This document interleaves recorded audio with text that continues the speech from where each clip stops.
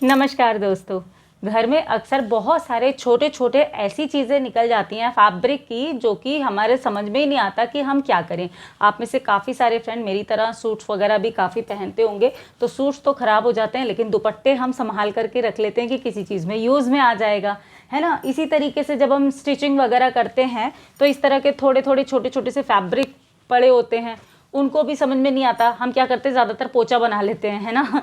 और ये कोई भी किचन की या बाथरूम की कोई भी पुरानी टाल्स जो होती हैं, वो भी अक्सर क्या होता है ना, यहाँ सेंटर से ख़राब हो जाती हैं, तो उनको भी हम या तो डस्टिंग के काम में ले लेते हैं या मॉपिंग के काम में ले लेते हैं। तो चलिए आज इन्हीं चीज़ों से मैं बनाने जा रही हूँ घर के लिए और किचन के लिए कुछ ऐसी चीज़ें जो कि हमारे लिए डेली रूटीन में बहुत ज़्यादा यूज़फुल होने वाली हैं। और क्या बना रही हूँ, चलिए उसको देख लेते हैं। लेकिन याद आ गया मुझे, आप में से काफ़ी सारे फ्रेंड्स के मेरे हेयर कट को लेकर के बहुत अच्छे अच्छे कमेंट्स आए थे। सबने बड़ी तारीफ़ की कि अच्छा लग रहा है, मेरे ऊपर सूट कर रहा है। थैंक यू सो मच कि आप सब लोग ना इतना अप्रिशिएट करते हैं अच्छी चीज़ों को। और इवन मेरी कई बारी ख़राब चीज़ें भी होती हैं, तो उसको भी आप सब लोग बहुत अप्रिशिएट करते हो। उसके लिए दिल से थैंक यू सो मच। जितना भी थैंक यू कहूँ वो कम ही है। और ये आप सबका प्यार है जो मुझे मिलता है, जो मुझे मोटिवेट करता है डेली वीडियो बनाने के लिए और अच्छे से अच्छा वीडियो बनाने का। तो मैं आज भी अच्छी कोशिश कर रही हूँ आप सबके साथ में कि अच्छा सा वीडियो शेयर करूँ। क्या बना रही हूँ, चलिए देख लेते हैं। तो सबसे पहले हम रीयूज़ करने वाले हैं अपनी टावल का। तो मेरे पास यहाँ पर एक पुरानी टावल है जो बीच में से थोड़ी ख़राब हो गई है, मैं उसका इस्तेमाल कर रही हूँ। आप चाहें तो जैसे कोई टावल फट जाती है ना किनारे किनारे, उसका इस्तेमाल कर सकते हैं। उसका जो अच्छा वाला पोर्शन है उसको यूज़ कर सकते हैं और जो ख़राब पोर्शन हो उसको कट करके निकाल सकते हैं। तो देखिए मैंने चारों तरफ की किनारी इसकी कट कर दी और उसके बाद में मैंने एक बिल्कुल मैचिंग से, क्योंकि मैचिंग मैचिंग चीज़ करेंगे ना तो थोड़ा अच्छा लगेगा। ये पट्टियाँ मेरे पास पड़ी हुई थी फैब्रिक की छोटी छोटी सी, तो उनको ना मैंने दोनों को बराबर में कट कर लिया। और अब इनको थोड़ा लंबा करने के लिए मैं आपस में सिल लूँगी, और सिलने के बाद में ये पट्टी ना काफ़ी लंबी हो जाएगी। तो 2 फैब्रिक तो हमारे पास ये हो गए, और तीसरा फैब्रिक बिल्कुल पिंक कलर का ही मेरे पास दुपट्टे का फैब्रिक था ना, तो उसको मैंने इस तरीके से बाउल की हेल्प से डी के आकार में कट कर लिया है और कट करने के बाद में अलग कर दिया। अब मैंने क्या किया, ये टावल का एक सिरा लेकर के, चाहे इधर से पकड़ लीजिए चाहे उधर से पकड़ लीजिए, लंबा वाला सिरा लेकर के कच्चा टाका कर लिया है, जिससे कि इसके अंदर ना चुन्नटें आ जाएं। चुन्नट भरते समय कोई भी धागा इस्तेमाल कर सकते हैं, और ध्यान ये रखना है बिल्कुल इवन होनी चाहिए इस तरीके से। अब देखिए मैंने धागे को इसी के अंदर छोड़ दिया, और जो फैब्रिक हमने कट किए थे ना, तो एक फैब्रिक मैंने नीचे रखा और एक फैब्रिक ऊपर रखा। इस तरीके से उसको बीच में रख करके चुन्नट वाले पोर्शन को मैं कर दूंगी यहाँ पर सिलाई। तो जब हम सिलाई करेंगे ना तो एक पोर्शन नीचे आएगा और एक पोर्शन ऊपर आ जाएगा। धागे को हमने नहीं निकाला और इस तरीके से दोनों ही पोर्शन हमारे ये सिल गए। अब सिलने के बाद में ये देखिए, अब निकालेंगे हम धागा। अब हमने जैसे ही धागा निकाला, हमारी चुन्नटें जो थीं वो ऐसी की ऐसी ही बनी हुई हैं, और फैब्रिक भी हमने जोड़ लिया दोनों साइड का। अब ये जो मैंने पट्टियाँ कट करके रखी थी मैचिंग की, उनको क्या कर रही हूँ, एक साइड से, किसी भी एक साइड से इस तरीके से सिलते जाना है। और ये पट्टी जो है लगभग मैंने 2 इंच की ही कट की थी, चौड़ी, बहुत ज़्यादा चौड़ी नहीं कट करनी है। चारों तरफ से लगा दिया है, इवन मैंने जो पिंक वाला फैब्रिक लगाया था ना उसके ऊपर भी लगाया है। और दूसरे साइड में जहाँ पर ये ख़त्म होता है ना, ये देखिए ये मैंने यहाँ पर भी लगाया है। जहाँ पर ख़त्म होता है वहाँ से हमें क्या करना है, इसको आपस में सिल देना है, और ये जो एक्स्ट्रा फैब्रिक है इसको कट कर देना है। अब मैंने तो सिला नहीं है, मैं लास्ट में इसको जॉइन करूँगी। अब जहाँ से हमने शुरू किया था ना, वहीं वाला फैब्रिक पकड़ के इसको इस तरीके से डबल फोल्ड करेंगे हम, और डबल फोल्ड करते हुए हमें इस तरीके से सिल लेना है। तो ये एक ना पाइपिन बन जाएगी, और एक साइड से तो वो हमने पहले ही लगा दी थी, दूसरे साइड से हम इस तरीके से डबल फोल्ड करेंगे और इसको सिलते जाएंगे। साथ में ये भी ध्यान रखना है कि जो भी धागा वगैरह विजिबल हो रहे हैं उसको हटाते जाना है, और फिनिशिंग के साथ में इसको करना है। तो ये आराम से करना है, पाइपिंग लगाना बहुत ही आसान काम है। एक बार आप सीख जाते हैं तो आप किसी भी चीज़ में आराम से पाइपिंग लगा देते हैं। ये देखिए मैंने 3 साइड में पाइपिंग लगा दी है, और अब बारी थी ये ऊपर वाले राउंड की पाइपिंग लगाने की, जो कि मेन है। और मैं आपको एक चीज़ और बताऊँ, मैंने ना इसके अंदर फैब्रिक नहीं डाला पिंक वाले फैब्रिक में। अब टॉवल मेरी थोड़ी सी थिक वाली थी, मतलब मोटा वाला कपड़ा था, और जो ऊपर कपड़ा लगाया था वो थोड़ा पतला था। अगर आप इसको ट्राई करते हैं तो आप यहाँ पर फोम बीच में लगाएंगे तो ये थोड़ा सा देखने में लुक और भी ज़्यादा अच्छा आएगा। मेरे पास फोम नहीं थी तो मैंने इसको ऐसे ही रीयूज़ कर लिया है। अब देखिए, इसको चारों तरफ से घुमाते हुए मैं इस तरीके से पाइपिंग लगा दूंगी। और ये जो कपड़ा मेरा बचा था ना, यहाँ पर मैंने एक्स्ट्रा कपड़ा तो कट कर दिया। अब जो कपड़ा बचा था इसको इसी के अंदर इस तरीके से फोल्ड कर दूंगी और फिर इसके ऊपर भी सिलाई लगा दूंगी। तो मुझे अलग से सिलने की ज़रूरत नहीं पड़ी, बस हाँ थोड़ा सा हाथ रोक करके करना है इसको, जिससे कि इसमें थोड़ी सी फिनिशिंग आए। अब ये मैंने सिल दिया है और मेरा ये हैंगिंग टाल तैयार हो गया। मैं इसमें ना एक लूप लगाना भूल गई जिससे कि हम हैंग कर सके। तो अभी मैं क्या कर रही हूँ, ऊपर से लगा रही हूँ।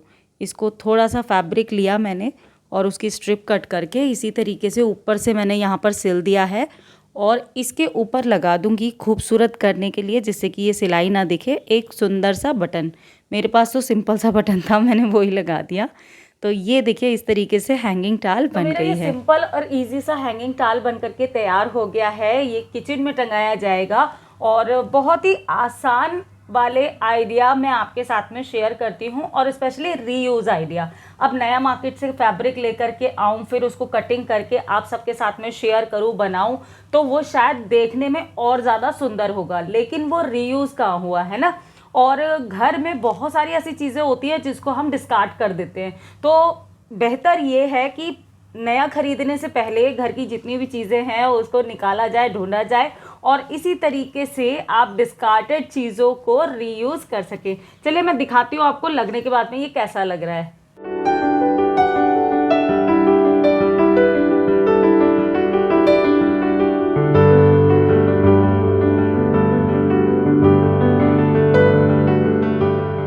देखिए हो गया ना पुराना टॉवल नए जैसा फिर से। और अब करेंगे एक पुराने दुपट्टे का रीयूज़ और बनाएंगे हम वार्डरोब के लिए एक बहुत बढ़िया सी चीज़, जो कि अगर आप रेंटेड अपार्टमेंट वगैरह में रहते हैं तो भी आपके बहुत काम में आने वाला है। और इस चीज़ को आप वॉश भी कर सकते हैं और जहाँ मर्ज़ी मल्टीपल तरीके से यूज़ कर सकते हैं। और हाँ, मैंने इसके लिए लिया है शिफॉन का दुपट्टा। आपके पास कॉटन का, शिफॉन का, जॉर्जेट का, जो भी फैब्रिक का दुपट्टा हो आप उसको इसी तरीके से बना सकते हैं। बहुत ही सिंपल है और आसान है। अगर आपके पास सिलाई मशीन भी नहीं है तब भी बना सकते हैं। हमें क्या किया है, अपने दुपट्टे को पहले डबल फोल्ड किया चौड़ाई में, और डबल फोल्ड करने के बाद में इस तरीके से लंबाई में फोल्ड कर दिया, फिर से डबल फोल्ड कर दिया, मतलब कि 4 फोल्ड हो गए हैं हमारे दुपट्टे के अंदर। और बस फोल्ड करने का ही ध्यान रखना है। इस तरीके से हमने फोल्ड कर दिया और अब एक साइड से इसमें लगभग 2.5 से 3 इंच की जगह छोड़ते हुए हम यहाँ पर सिलाई लगा देंगे और दूसरी सिलाई लगाएंगे हम दूसरे साइड में। दूसरे साइड में भी हमने इसी तरीके से फोल्ड करके सिलाई लगानी है। तो ये देखिए कुछ इस तरीके से बनेगा हमारा, मतलब दुपट्टे को 4 तह लगाई और सारी की सारी तह को एक साथ रख करके हमें बिल्कुल सिंपल सी सिलाई लगा देनी है। और अगर आपके पास सिलाई मशीन ना हो तो आप हाथ से लगा सकते हैं। अब देखिए मैंने यहाँ पर इस तरीके से सिलाई लगा दी। लगने के बाद में बिल्कुल सेम इसी तरीके से लग रहा है। अब लिए हैं मैंने 2 हैंगर, जो कि हमारे पास ऑलमोस्ट होते ही हैं। आप चाहें तो प्लास्टिक का, वायर का, जो भी आपके पास पुराने हैंगर अवेलेबल हों आप उसको यूज़ कर सकते हैं। यहाँ से इसको ओपन कर लिया है मैंने हैंगर को, और ओपन करने के बाद में एक साइड से मैं इस हैंगर को इस दुपट्टे की जहाँ पर हमने सिलाई की है उसके अंदर डाल दूँगी। एक हैंगर को तो डालना है इस साइड से और फिर उसको लॉक कर देना है जहाँ से इसका लॉक होता है, और दूसरे हैंगर को डालना है दूसरे साइड में और उसको भी हमें लॉक कर देना है। ये देखिए मैंने एक साइड से भी डाल दिया और दूसरे साइड से भी डाल दिया। बन करके तैयार हो गया हमारा प्रोजेक्ट। और मैंने बनाया क्या है वो आपको बताती हूँ। तो देखिए ये एक ऑर्गेनाइज़र है जिसको आप अपने वार्डरोब में हैंग कर सकते हैं, आप कहीं पर भी हैंग कर सकते हैं। किस तरीके से और रखेंगे क्या इस ऑर्गेनाइज़र में, तो देखिए इस तरीके से यहाँ पर इसको मैंने हैंग किया और इसके अंदर अपने जितने भी पर्स वगैरह होते हैं उसको आप धूल मिट्टी से बचाने के लिए पॉलीथीन में करके इस तरीके से हैंग कर सकते हैं। ऊपर की साइड में ये ऑर्गेनाइज़र हैंग करके पर्स वगैरह टंगा दिए, नीचे की साइड में आपने अपने जितने भी कपड़े वगैरह हैं उसको रख सकते हैं। इसके अलावा इसके नीचे कार्डबोर्ड लगा सकते हैं, क्योंकि बाकी के 3-4 पोर्शन तो खुले हैं, तो मोटा वाला कार्डबोर्ड लगा करके इसके अंदर अपने कपड़े रख सकते हैं। अब जैसे कि मैंने तो इसमें बिना कार्डबोर्ड लगाए हुए अपने सूट्स रखे हैं और लगभग 10 सूट तो इसमें आ गए हैं इस तरीके से, और लगभग इतने ही और भी आ जाएंगे। और नीचे पूरा का पूरा स्पेस हमारा खाली है, जिसको हम यूज़ कर सकते हैं किसी और चीज़ को रखने के लिए। कैसा लगा ये सिंपल और इजी सा ऑर्गेनाइजेशन का आइडिया, जिससे आप दुपट्टे का यूज़ करके अपने ढेरों सारे कपड़े ऑर्गेनाइज़ कर सकते हैं। और कपड़े ही क्यों, बच्चों के कपड़े, बहुत सारी चीज़ें ऐसी ऑर्गेनाइज़ कर सकते हैं इसके अंदर जो आप करना चाहते हैं लेकिन स्पेस की कमी के कारण नहीं कर सकते। अब चलते हैं अगले प्रोजेक्ट की तरफ। तो अगले प्रोजेक्ट के लिए देखिए इस तरीके का मोटा फैब्रिक मैंने लिया है, और मोटा फैब्रिक लेकर के इसको लंबाई और चौड़ाई आप अपनी इच्छा के अनुसार रख सकते हैं।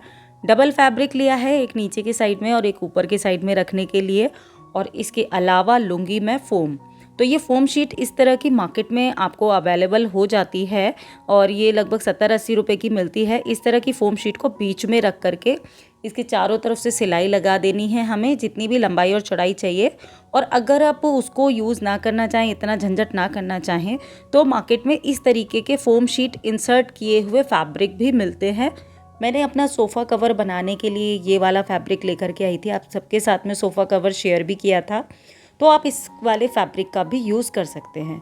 इसको लंबाई चौड़ाई अपने अनुसार रख करके बस एक ऊपर से सिलाई लगानी है लंबाई में, और यहाँ पर एक गोला सा कट करके, गोल फैब्रिक कट करके किसी भी बोल की हेल्प से हम कट कर सकते हैं और उसके बराबर का नाप करके लगा सकते हैं। और ऊपर के साइड में भी इसी तरीके से कर देना है। करने के बाद में कोई भी प्लास्टिक की बोतल इसके बीच में इंसर्ट कर देनी है, और देखिए बन करके तैयार हो जाएगा हमारा इस तरीके का और एक ऑर्गेनाइज़र। इस ऑर्गेनाइज़र के अंदर एक बीच में बोतल इंसर्ट है। आप चाहें तो कोई भी प्लास्टिक की कोल्ड ड्रिंक की 2 लीटर वाली बोतल है ना, उसको इसके साइज़ का, फैब्रिक के साइज़ का कट करके इसके अंदर इंसर्ट कर देंगे तो बिल्कुल अच्छा सा शेप आ जाएगा। अब इसको आप 2-3 तरीके से यूज़ कर सकते हैं। जैसे कि अगर आपके घर में छोटे बच्चे हैं तो वो मिल्क बॉटल वगैरह अगर आप कहीं पर कैरी करते हैं तो इस तरीके के अंदर आप ऑर्गेनाइज़र बनाएं, उसके अंदर बॉटल रखें और फिर उसको ज़िप की हेल्प से बंद कर देंगे, ऊपर से हैंग करने के लिए। तो आप आराम से लेकर के जा सकते हैं, इसमें गिरेगा नहीं, और गिरेगा भी तो इसी के अंदर गिरेगा। आपके कोई भी चीज़ बैग वगैरह के अंदर अगर इस तरह से रखते हैं ना तो ये ख़राब नहीं होगा।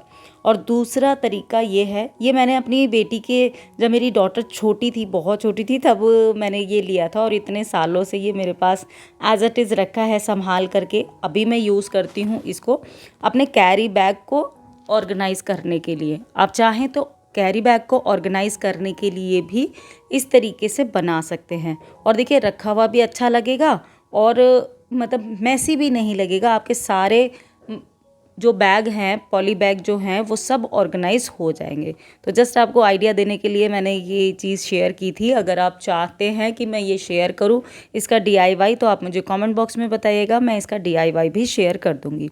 तो दोस्तों, कौन सा आइडिया आपको पसंद आया आज के वीडियो में, मुझे कमेंट करके ज़रूर बताइएगा। आज का वीडियो अगर पसंद आया तो लाइक ज़रूर कर देना, चैनल पर नए हैं तो सब्सक्राइब करके जाना।